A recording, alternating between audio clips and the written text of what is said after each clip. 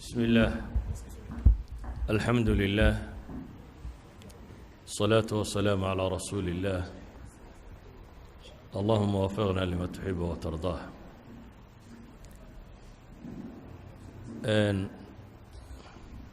شيخ عبد الرزاق إلهي كعفيو أمانة بدن وشيغيو دي باس الله أقول نقول تامر كان دافو حديث النبي عليه الصلاة والسلام وقلت المام يذاق طعم الإيمان وحاد دميي أما حلاوة الإيمان لبا حديث الصحيحة حديثك الشيخ وآخرية حديثك أنس والنبي قلت المام عليه الصلاة والسلام حلاوة الإيمان إيمانك معان كيسا وحاد دميي صدح خصلو ننك لغهلو xadiidku waxa uu sheegayaa iimaanku inuu dhadhan leeyahay dhadhankaasina inuu macaan yahay xadiis kaloo badanina waa tilmaamaysaa maalan xadiidka al-Abbaas ibn Abd al-Muttalib ee muslimka ku yaala dhaaqa طعم الإيمان من رضي بالله ربا وبالإسلام دينا وبمحمد رسولا النبي عليه الصلاة والسلام ذاق طعم الإيمان بود ددن كإيمانك وحد دميي حديث كان إنه شوقنا وحو شيغيا ددن كاسين وحلاويه الحلو وحمعان إذا إيمانكو إلهي الرومين تيس يقين تاسي هدي قلبي قدكتو ددن باي أولاده قفك مسلم كا وحودك ما أنو جرين ددن باي أولاده قفك مسلم كا wax kaloo dhagdhagu ma aanu jirin sida cunadu carabkaaga ugu dhadhanto haday macaan tahay ayay qulubta dadka muuminiinta ee dhabta u dhadhantaa cibaadada iyo iimaanka iyo ilaahay weynayntiisa iyo cibaadadiisu sawgeed nabigu calayhi salaatu wasalaam ku tilmaamaya inuu iimaanka dhadhankiisa iyo macaankiisa dhadhamiyay khaslaadkaasi عدة لغا هلو هداد مركا أدوغو ددن كا ويدو نفتادتهم وحاد وليو باهانتينا تربية دي بسغور نقطه وحادو باهانتينا نفتاد الدب أدوغا شفته وحيابا باهان لغا شفه qofku markuu xanuunsaday caadiga ah afkiisu wuu qadhaadhaadaa dabeetana waxa asiilayaan macaan haddii loo dhiibo ayaanu macaankiisa dhadhamin qof xanuunsanaya waxa laga yaabaa dad sokor u dhiibto inaanay wax macaan la dhadhamin macnuhu maaha inaanay sokortu macaankii ka tegay ee waxa weeyaan aalatu dhawq baa khalkhal ku jira qalabkaagii wax dhadhamin jiray carabkaagii wax dhadhamin jiray ayaa xanuunka ku dhacay daraadeed wixii macaanka ahaan macaan u dhadhaminaynin haddii marka ay cibaadadu kula macaanaan weydo iimaanku kula macaanaan waayo khalalku wuxuu ka jira xaggeennee maaha inaan iimaanku macaanayn nabigu calayhi salaatu wasalaam waa kii xadiidka saxiixa ku tilmaamayay adduunkiina kan waxaa lay jeclaysiiyaa nisaau watiib wajucilat الsalaatu salaadana waxaa laga yeelay buu nebigu yihi calayhi الsalaatu wasalaam ishaydu miday ku doogsato ishaydu miday ku doogsato ayaa salaadana laga yeelay buu nebigu leeyahy calayhi الsalaatu wasalaam walidaalika ayaa maalan salaadoo kale marka dhibi qabsato nabiga calayhi salaatu wasalaam idaa xasabahu amru fazaca ila asalaa arrin hadduu warwargeliyo salaada xaggeeda ayuu carari jiray ama arixnaa biha yaa bilaal u leeyahy macnaheedu waxa weeyaan cibaadaadku iyo iimaanku iyo ilaahay inaad ku xidhnaataa dadkaasi ahlu taqwaa dhadhan bay u leeday al-unsu billaahi wax u dhigmaa ma jiro qofku inuu rabbigii weheshado rabbigii inuu weheshado wax u dhigmaa nolosha ma jirto qofku hadduu rabbigii weheshigiisa uu helo qalbigiisa xasila adduunkan warwar ku haynin waxa dhacayaan dhib ku haynin arsaaqda intuu helaabo qanaaco ku qaba adduunyadaynu joognoo dhami qiimo badan uma samaynayso waxaase qiimo u samaynaya rabu الsamaawaati waalardi inuu ku xidhnaado sidaa awgeed tana hal qiso haddaan idiin tilmaamo xadiis aan rajaynayo in abu daawuud ku yaallay nabiga calayhi الsalaatu wasalaam iyo saxaabadiisa way dagaal tageen qolaa dagaal la ysku soo helay waa soo noqdeen iyagoo soo socda ayaa nin gaalada ka mid oo malaa dadkii wax ka soo gaadheen ka mid ah ayaa wuxuu ku nadray anoo muslimiinta dhiig ka daadiya mooyaane inaanan hadhin laakiin de waa nin quro oo raadco ah uma badrheeri karo markaa wuxuu eganayaa un cid dagan uun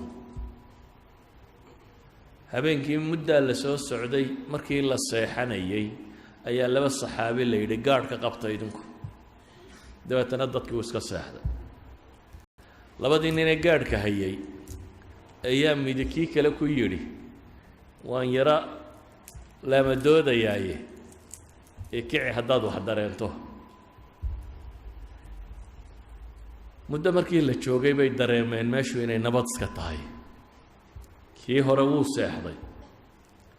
kii dambana salaad buu galay riwaayaadka axaadiista qaar ka midi waxay leeyihiin suuratulkahf buu akhrinayay salaadda isagoo ku jira ninkii gaalkee raacdada ahaa ee gaadada ahaa ee daba socdaa arkay ninkan taaganee salaadda ku jira iyo dadkii kaloo aan dhaqdhaqaaq ka jirin intuu meel ugu soo gabaday ayuu leebkiisii qaansadiibuu u cabbaystoo gamuun buu ku dhuftay gamuun baa ku dhacay saxaabigii dabeetana wuxuu necbaystay inuu salaaddiisa gooyo dhadhan buu ku haystay ninkii gaalka ah haddana kii labaad buu ku kiciyey waa ku dhacay bay yidhaahdaa haddana waa ku kiciyey dhowr leeb markay ku dhacday ayay soo gaadhay xilligii rukuucda wuu rukuucay marka uu dhaqdhaqaaqii ninkii inuu rukuucay dareemay ayuu is yidhi de waa lagugu soo bixiyo gaalkii uu iska tegey dhiiggii ninkan ka dareerayey ayaa qulqulkii wuxuu u galay ninkii jiifay hoostiisa kii baa dhiigga arkay markaa wuu kacay isagoo leh subxaana allah war maxaad ii kicin weyday salaaddii markuu dhammaystay wuxuu yidhi waxaan ku jiray salaad baan tukanayo ilaahay baan la hadlayo waxaan necbaystay inaan munaajaadka rabbi kala gooyaa baan necbaystay yacnii ninkan nabarradu ku dhacayaan ee haddana dhiiggu dareerayo ee taagan mowqifkaasi xarajka ah wuxuu dareemayaa iimaanka dhadhankuu ku haystaa kale macaan nabarradan ku dhacaya walidaalika waa bacdu salaf waxaa la sheegaa adin baa la yidhi baa lagaa qalayaa markaasay yidhahdeen bunji cab bunjigu waa bahladan la ysku suuxiyo yacni bunjigaa cab waad suuxaysaa waad maandoorsoomaysaa markaasa qalitaanka lagu bilaabaya wuxuu yidhi oo caqliga ma tegsiiyaa markaasaa la yidhi ha caqligu wuu tegayaa markaasuu yidhi war bunji cabbi maaye salaad baan gelaya markaan salaada galo wixii idinka idiin muuqdo sameeya salaad buu xidhay bay yidhahdaan intuu salaadda ku jiraa la qala yacni salaaddaa uu galay dhadhanka iyo macaanka uu ku haystay daraaddeed baa waxaanu dareemaynin birta lagu jarayo xataa culimmadan sayniskee dambe waxyaabay tilmaamaan ay yidhaahdaan maskaxdeennu waxay soo daysaa hormoonno tiro badan oo qaar ka midi ay qofka bini aadamkaa dejiyaan ama suuxiyaan siiba maalan markaad dagaalamayso dee qof istishaan nabarraa kugu dhacaya nabarradaa intaad dagaalka ku jirto oo dhan dareemi maysid hadhow marka laydinkala qabto aad fadhiisata unbaa meel walba ku damqanaysaa oo halkan naa walba kiibaa igu dhuftay baad leedahay markaad dagaalamaysa maxaad u ogaan weyday waxay dhahdaan hormoonnay maskaxdu soo daysaa marka ay qaabkaa galayso qofka dejiyo oo sakhraamiyo oo ilowsiiya nabarrada ku dhacaya waxay ugu badan yihiin bay dhahay maalan dumarku markay umulayaan umusha ilaahay baa ku dhaafiya oo lowla aanay hormoonnadaasi soo da'aynin haweenku inay umulaan way adkaan lahayd saa daraaddeed qofku cibaadada markuu dhadhankeeda helo sideeduu u degaa alaa bidikri illaahi tatma'inu lquluub baa ilaahay tilmaamaya war hooya ilaahay dikrigiisa iyo xuskiisa ayaa quluubta ku xasishaa marka waxaan leenahay sida uu nebi moxamed sheegay calayhi الsalaatu wasalaam iimaanku dhadhan buu leeyahy daaqa طacma aliimaan kanna waxaa la yidhi ثalaaثun man kuna saddex ninka ku jira wuxuu helayaa xalaawat اliimaan xadiid kale dhadhan buu leeyahy buu yidhi xadiidkanna wuxuu sheegay dhadhankaasi inuu macaan yahay macaankaa waxaa helaya sifaadkaasi axaadiistu tilmaamayaan ee ay culimmadu inoo sharxi doonto ama xadiidkaasi kale ku yaalla man radiya billaahi rabban wabiاlislaami diina wabimuxamedin nabiya waxaasoo dhan cagsigeeda waxaa la tilmaamayaa iimaan la-aantu inay cidhiidhi leeday waman yacshu can dikri الraxmaani ilaahi subxaanah wa tacaala waa ka tilmaamaya waman yucrid cidda ka jeesata ilaahay dikrigiisa wuxuu helayaa maxay maciishatan danka nolol cidhiidhiya cidhiidhigu waa wax qalbiga laga dareemo markaa marna qofku macaan buu dhadhaminayaa raaxatulbaal buu helayaa rida nafs helayaa ilaahay u dhowaanshiisiiyuu helayaa marna sakht iyo warwar iyo walbahaar iyo mashaakil ku tiro bata iyo nolosho aan dhadhan u samaynaynin wax kastoo hantiyo maadiyo u haysto bini aadamku meeshuu raaxada ka dareemaa waxa gacanta ku jira maaha waa waxa qalbiga ku jira gacanta waxa ku jira kuwa ugu xoolaa badan leh marar badan bay ugu warwar badan yihiin dunida dadka istiila la sheega waa طabaqa alwusta iyo wixii ka sarreeya faqradu inta badan isma disho waxaan leenahay markaa iimaanku macaan buu leeyahy macaankaasi inay tafsiiliyaan culimmadaan u daynaya anigu waa u furfurayay une وصلى اللهم على محمد وعلى آله وصحبه وسلم والحمد لله رب العالمين.